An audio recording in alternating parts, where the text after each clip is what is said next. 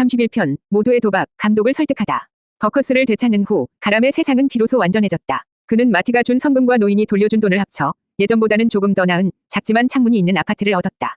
더 이상 춥고 어두운 쪽방이 아니었다. 아침이면 햇살이 들어왔고 그 햇살 아래에서 버커스가 평화롭게 잠자는 모습을 보는 것이 그의 가장 큰 행복이었다.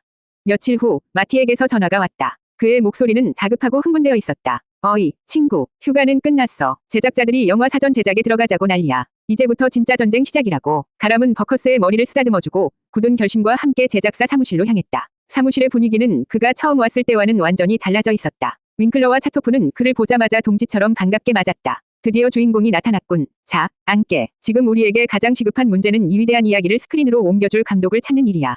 하지만 감독을 찾는 일은 처음부터 난관에 부딪혔다. 할리우드의 로키위 각본에 대한 소문이 퍼지기 시작했지만 그와 동시에 위험천만한 조건들도 함께 알려졌다.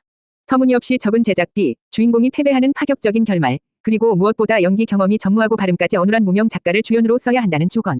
네로라 하는 감독들은 모두 손사래를 쳤다. 각본은 훌륭하지만 그건 자살 행위나 다름없소. 미안하지만 다른 사람을 알아보시오. 몇 주 동안 수십 명이 감독에게 거절당하자 제작자들도 지쳐가기 시작했다. 초조한 분위기가 감돌았다. 이 위대한 각본이 감독을 구하지 못해 서랍 속에서 썩게 될지도 모른다는 위기감마저 들었다. 그때 한 감독이 각본에 흥미를 보인다는 연락이 왔다. 존 아빌드센. 그는 아직 할리우드에서 최고로 인정받는 거장은 아니었지만 다큐멘터리 같은 사실적인 연출과 배우의 숨겨진 잠재력을 끌어내는 능력으로 명성을 얻고 있는 감독이었다.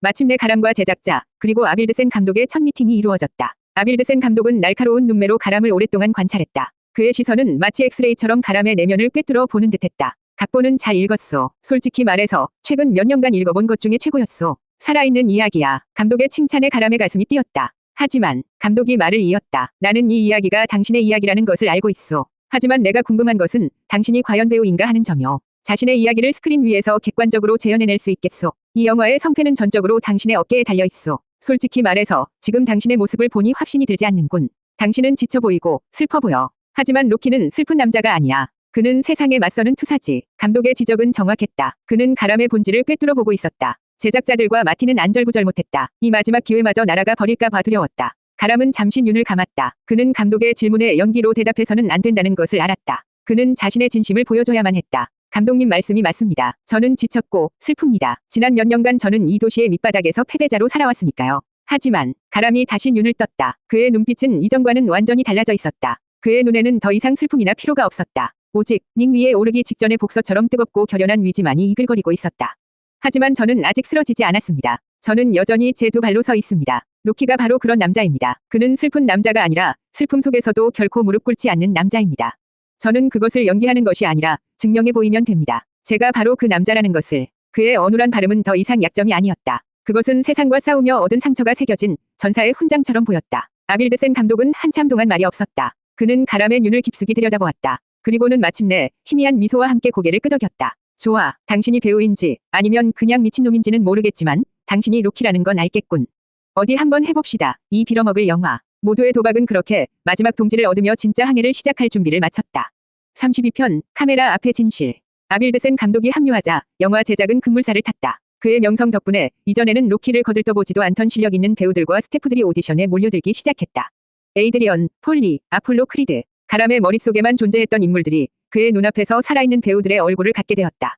가람은 캐스팅 과정에 적극적으로 참여했다. 그는 작가로서 각 인물에 대한 깊은 이해를 바탕으로 감독에게 조언을 아끼지 않았다. 그의 안목은 놀라울 정도로 정확했고 아빌드센 감독은 점차 이 젊은 작가이자 배우를 전적으로 신뢰하게 되었다. 마침내 모든 준비가 끝나고 첫 촬영 날이 밝았다. 촬영지는 필라델피아의 가장 춥고 허름한 동네였다. 스태프들은 분주하게 움직였고 촬영장의 공기는 팽팽한 긴장감으로 가득했다. 모두가 이 영화가 성공할지 실패할지 알 수 없는 거대한 도박에 참여하고 있다는 것을 알고 있었다. 가람은 자신의 분장 트레일러 그에게도 드디어 개인 공간이 생겼다 에서 낡은 운동복으로 갈아입었다. 심장이 미친 듯이 뛰었다. 지난 몇 년간 그가 꿈꿔왔던 순간이었다. 하지만 동시에 모든 것을 망쳐버릴지도 모른다는 끔찍한 공포가 그를 덮쳤다. 오늘의 첫 장면은 로키가 짝사랑하는 펫숍 점원 에이드리언에게 서툰 농담을 건네는 장면이었다. 복싱 장면도 격한 감정 장면도 아닌 지극히 평범하고 섬세한 장면. 감독은 일부러 이 장면을 첫 촬영으로 잡았다. 가람이 정말로 연기를 할 수 있는 배우인지를 시험하기 위해서였다. 준비됐나, 로키? 감독의 물음에 그는 간신히 고개를 끄덕였다. 카메라 앞에 선 그의 온몸은 돌처럼 굳어 있었다. 수십 명의 스태프들의 시선, 뜨거운 조명, 돌아가는 카메라의 소음. 모든 것이 그를 짓눌렀다. 액션. 감독의 외침이 들리자 그의 머릿속이 하얗게 비워졌다. 그가 밤새도록 연습했던 대사, 연구했던 인물의 감정선, 모든 것이 연기처럼 사라져 버렸다. 그는 그저 카메라 앞에서 어색하게 서 있는 스텔론일 뿐이었다. 상대 배우인 탈리아 샤이어가 대사를 건넸지만 그는 제때 반응하지 못하고 엉뚱한 대사를 내뱉었다. 컷, 컷. 감독의 실망한 목소리가 울려 퍼졌다. 스태프들 사이에서 수군거리는 소리가 들려왔다. 제작자들의 얼굴은 굳어 있었다. 다시 갑시다. 두 번째 시도도, 세 번째 시도도 결과는 마찬가지였다. 그는 연기를 하려고 애를 쓸수록 더욱더 어색하고 가짜가 되어갔다. 그는 자신이 이 위대한 기회를 자신의 손으로 망치고 있다는 생각에 절망했다. 그때 아빌드센 감독이 촬영을 중단시키고 그에게 다가왔다. 그는 화를 내지 않았다. 대신 그의 어깨에 손을 얹고 조용히 말했다. 이봐, 친구. 카메라를 잊어. 스태프들도 잊어버려. 당신이 쓴 대사도 잊어. 감독은 그의 눈을 똑바로 쳐다보며 말했다. 당신, 몇 달 전에 내 사무실에서 했던 이야기 기억나나? 당신 삶에 대한 이야기. 그때 당신은 연기하지 않았어. 그냥 말했지. 지금 필요한 건 그거야. 저 여자에게 당신의 진짜 마음을 그냥 말해. 로키가 아니라 당신 자신으로서. 감독의 말은 그의 심장을 관통했다. 그는 고개를 들어 에이드리언 역의 탈리아 샤이어를 바라보았다. 그녀의 눈에도 자신과 같은 종류의 불안함과 연약함이 담겨 있었다. 그녀 역시 이 낯선 촬영장에서 길을 잃은 작은 동료일 뿐이었다. 액션. 감독의 목소리가 다시 들려왔다. 이번에 가람은 연기하지 않았다. 그는 그저 세상에서 가장 외로운 남자로서 자신만큼이나 외로워 보이는 한 여자에게 서투르지만 진심을 다해 말을 건넸다. 카메라 앞에서 비로소 그의 진실이 연기가 되는 순간이었다. 33편. 동료들. 새로운 가족의 탄생. 첫날의 돌파구 이후 가람은 자신만의 연기 방식을 찾아갔다. 그는 더 이상 연기하려 애쓰지 않았다. 대신 촬영이 시작되면 자신의 내면 깊숙한 곳에 있는 김가람과 스텔론이 겪었던 모든 상처와 감정의 서랍을 열어젖혔다. 그리고 그 안에서 지금 찍고 있는 장면에 필요한 진실된 감정을 꺼내어 사용했다. 폴리와의 격렬한 말다툼 장면을 찍을 때 그는 자신을 비웃었던 세상의 모든 목소리들을 떠올리며 분노를 폭발시켰다. 늙은 코치 미키에게 훈련을 거부당하는 장면에서는 수없이 문전박대당했던 오디션장의 굴욕감을 끄집어냈다. 그의 연기는 기술적으로 세련되지는 않았지만 날 것 그대로의 진실이 담겨 있었기에 그 어떤 배우보다 더 강력한 힘을 발휘했다. 처음에는 그를 의심해 눈초리로 보던 베테랑 배우들도 점차 그의 방식에 감화되기 시작했다. 폴리 역의 버트 영은 거칠고 다혈질적인 배우였지만 카메라 밖에서는 가람에게 다가와 이봐, 꼬마. 내 눈빛은 진짜야. 마음에 들어. 라며 어깨를 두드려 주었다. 미키 역의 전설적인 노배우 버제스 메러디스는 가람의 연기를 몰카히 지켜보다가 그에게 다가와 자네는 연기를 하는 게 아니라 그냥 자네 자신을 태우고 있군. 그 불꽃을 잃지 말게. 라는 조언을 건네기도 했다. 촬영장의 분위기는 빠르게 변해갔다. 로키위 촬영 현장은 할리우드의 다른 영화 촬영장과는 완전히 달랐다. 빠듯한 예산 때문에 모든 것이 부족했다. 배우들에게는 개인 트레일러는커녕 변변한 대기실조차 없었고 스태프들은 매일 밤샘 촬영에 지쳐갔다. 식사는 늘 차가운 샌드위치가 전부였다. 하지만 그 누구도 불평하지 않았다. 오히려 그 열악한 환경이 그들을 하나로 묶어주었다. 그들은 모두 로키라는 이길 확률이 없어 보이는 싸움에 자신의 모든 것을 건 언더독들이었다. 그들은 서로를 의지하고 격려하며 불가능해 보이는 도전을 함께 헤쳐나가고 있었다. 그 중심에는 가람이 있었다. 그는 주연 배우이자 작가였지만 결코 자신을 내세우지 않았다. 그는 촬영장에 그 누구보다 일찍 현장에 나왔고 가장 늦게까지 남아 뒷정리를 도왔다. 자신의 촬영이 없는 시간에도 다른 배우들의 연기를 지켜보며 응원했다. 그는 자신의 부족한 출연료를 쪼개 고생하는 스태프들에게 따뜻한 커피를 사주기도 했다. 그의 진심 어린 태도에 모두가 그를 따르기 시작했다. 그들은 더 이상 그를 운 좋은 무명 배우로 보지 않았다. 그들은 그를 자신들의 리더이자 이 영화의 심장으로 인정했다. 어느 몹시 추운 겨울밤이었다. 필라델피아의 뒷골목에서 밤샘 촬영이 계속되고 있었다. 모두가 지쳐 있었고 추위에 떨고 있었다. 그때 가람이 어디선가 커다란 드럼통을 구해와 장작을 피우기 시작했다. 작은 모닥불 주위로 배우들과 스태프들이 하나둘씩 모여들었다. 그들은 모닥불에 손을 녹이며 두런두런 자신들의 이야기를 나누었다. 배우가 되기 위해 고향을 떠나왔던 이야기, 이 영화가 성공하지 못하면 모든 것을 포기하고 돌아가야 한다는 불안감, 그럼에도 불구하고 이 이야기가 가진 위대한 힘을 믿는다는 희망. 가람은 타오르는 불꽃을 바라보며 동료들의 이야기를 들었다. 그는 처음으로 이 낯선 세상에서 소속감을 느꼈다. 그는 더 이상 혼자가 아니었다. 그의 곁에는 그의 꿈을 함께 믿고 싸워주는 새로운 가족이 생겨난 것이다. 그는 이들과 함께라면 그 어떤 시련도 이겨낼 수 있을 것 같았다. 34편. 두 개의 그림자. 로키와 에이드리언. 로키라는 이야기의 또 다른 축은 로키와 에이드리언의 사랑 이야기였다. 세상으로부터 버림받은 두 외로운 영혼이 서로를 발견하고 상처를 보듬어주며 함께 성장해 나가는 과정. 가람은 이 관계가 단순한 남녀 간의 사랑이 아니라 구원에 대한 이야기라는 것을 알고 있었다. 에이드리언을 연기하는 배우 탈리아 샤이어는 조용하고 내성적인 사람이었다. 그녀는 할리우드의 화려한 여배우들과는 거리가 멀었다. 그녀는 촬영장에서 말이 없었고 늘 구석에서 조용히 대본을 읽거나 자신의 감정에 몰입해 있었다. 가람은 그녀의 모습에서 자신과 같은 종류의 고독을 발견했다. 두 사람은 카메라 밖에서는 거의 대화를 나누지 않았다. 하지만 그 침묵 속에는 깊은 신뢰와 예술적인 교감이 흐르고 있었다. 그들은 서로가 각자의 역할에 얼마나 깊이 몰입해 있는지 말하지 않아도 알 수 있었다. 오늘은 로키가 에이드리언과의 첫 데이트에서 문 닫은 아이스링크를 통째로 빌리는 장면을 촬영하는 날이었다.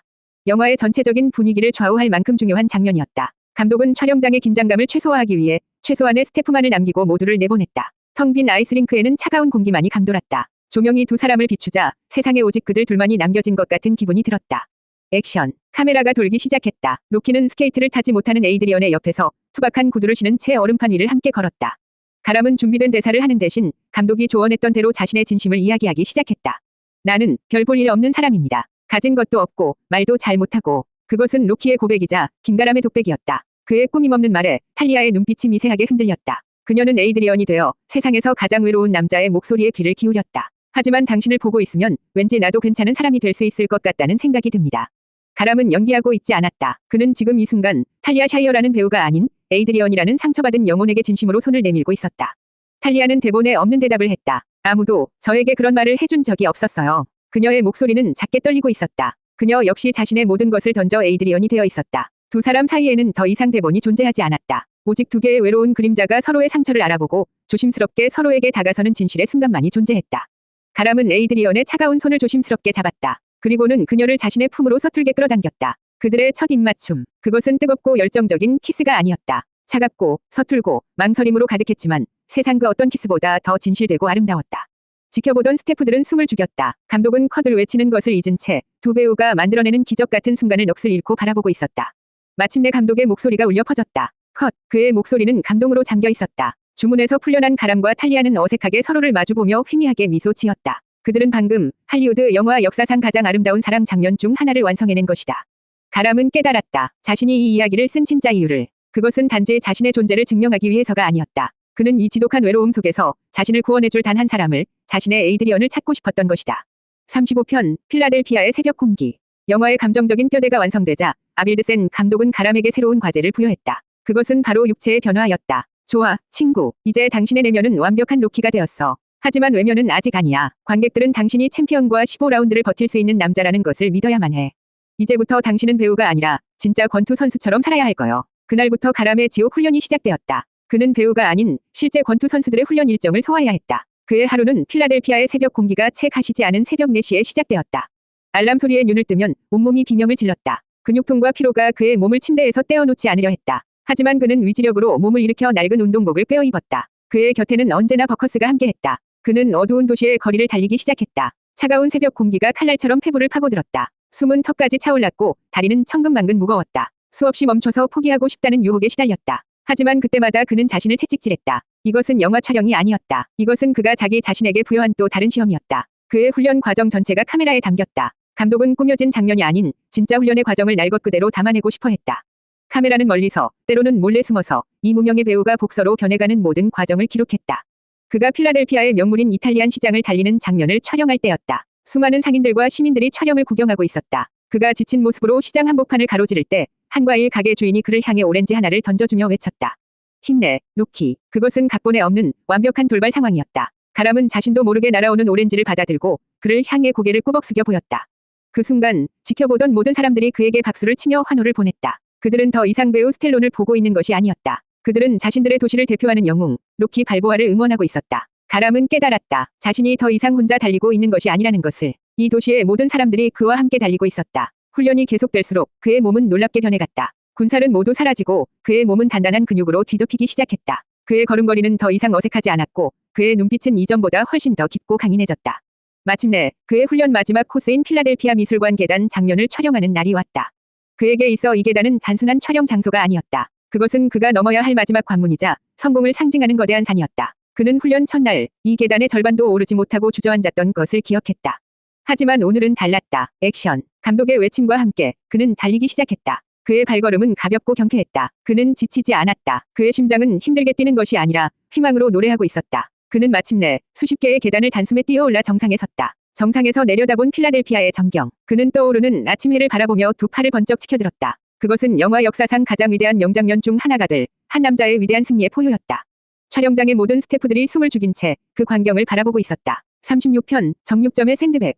로키의 훈련에는 또 하나의 독특한 방식이 있었다. 바로 정육점 냉동 창고에 매달린 소의 사체를 샌드백 삼아 두들기는 것이었다. 빠듯한 제작비 때문에 변변한 체육관 세트조차 빌릴 수 없었던 제작진이 폴리가 일하는 정육점을 활용해 만들어낸 궁여지책이었다. 하지만 이 기괴하고 원시적인 훈련 방식은 로키라는 캐릭터의 야수성과 처절함을 상징하는 최고의 장면이 되어주었다.